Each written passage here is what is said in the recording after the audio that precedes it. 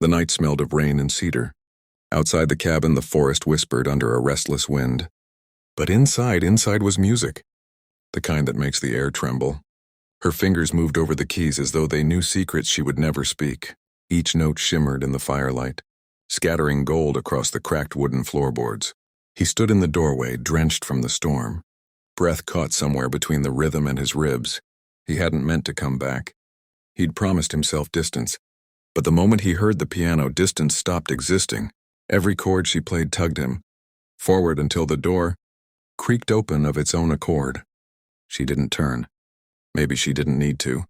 "You always arrive on the wrong beat," she said, voice quiet but sure. "And you always play something that won't let me leave." He stepped closer, boots heavy with rainwater. Lightning flared beyond the window, revealing dust motes swirling around them like ghosts of forgotten songs. Her hair shimmered silver in the flash. Her shoulders tense as though bracing for another verse that might break her. "You shouldn't be here," she murmured. "I know." He moved to the edge of the piano, the melody threading through him. "But you keep calling me." "I'm not. You are." Every note. For a heartbeat, the only sound was the low hum of the strings, vibrating under her fingertips. Then she played again, slower this time, deeper. The music shifted into something dangerous and tender, something that felt like a confession neither of them had the courage to speak aloud. His pulse matched the tempo. His control slipped. He leaned against the piano, close enough to see the reflection of his eyes beside hers in the polished wood. "You could stop me," he said. "Could I?" The question hung between them, unfinished, trembling. Outside, thunder rolled. Inside, their silence was louder. She pressed one last chord, a minor, unresolved, and lifted her hands. The sound lingered, aching for resolution, just like them. He exhaled, realizing the truth that would shape everything that followed. He could survive her absence, maybe, but he could never survive her music. The morning came softly, filtering through, the cracks in the shutters like hesitant fingers finding their way across a piano. The storm had passed, leaving behind a hush so deep it felt sacred.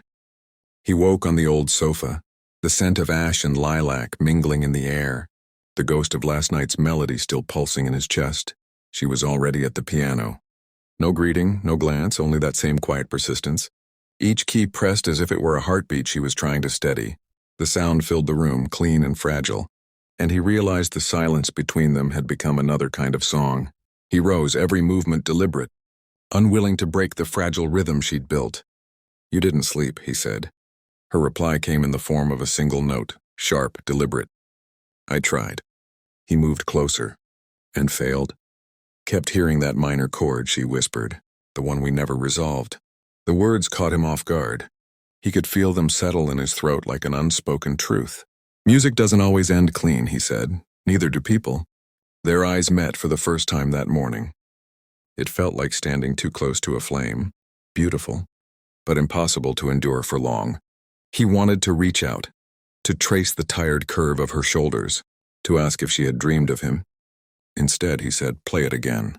She hesitated, then nodded. The room filled with the same haunting melody. Only now he could hear the hesitation between each note, the way she lingered as if she feared the ending. He leaned over her shoulder, the warmth of his breath brushing her skin.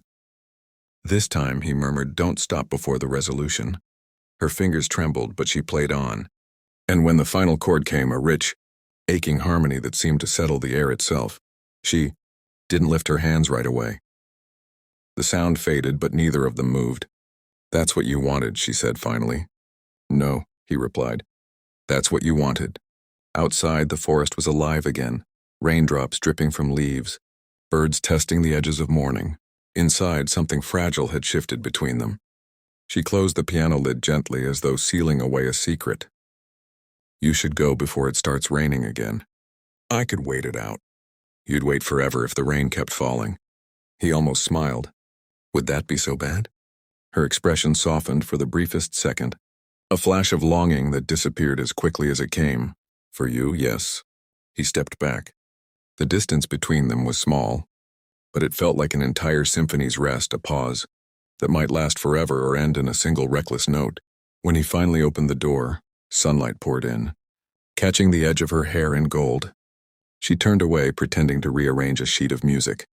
But he knew she was listening for the sound of his footsteps fading. He hesitated at the threshold.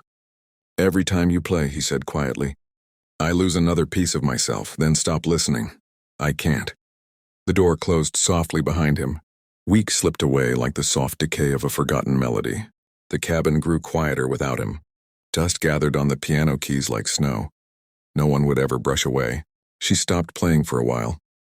Music had always been her way of breathing, but now every chord felt like an echo of something she'd already lost. He too tried to silence the sound. The city swallowed him easily. Crowded cafes, trains that rattled through tunnels, conversations that didn't require honesty. Yet no matter how much noise surrounded him, her music lingered. Sometimes he caught it in the rhythm of rain on a window or the faint hum of a violin on a street corner. He'd pause, heart hammering, only to realize it wasn't her. He never was. Then one night, while passing through the square, he